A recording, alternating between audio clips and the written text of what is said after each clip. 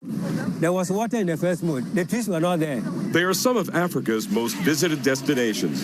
Slave castles like the one at Cape Coast and Elmina Castle, both here in Ghana. Especially a draw for Afro-North Americans trying to find answers. All the materials used to build the castle were brought from Europe.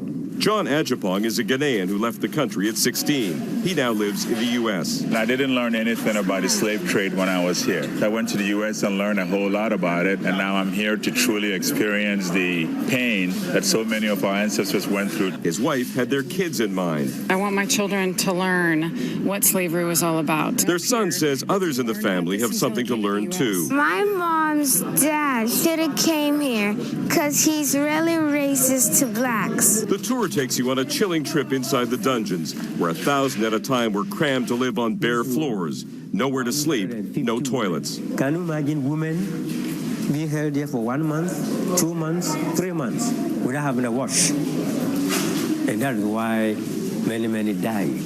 Women weren't allowed outside their dungeons, except to be brought to the courtyard, where the castle's governor would have one call to his quarters, where she'd be raped.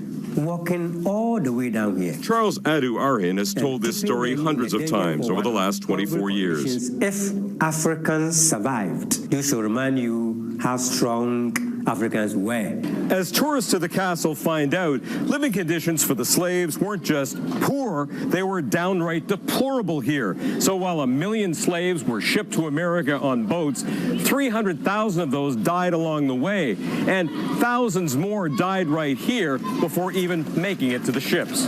Those who survived being kept in the castle made it to the room of no return. From here, it was to the ships.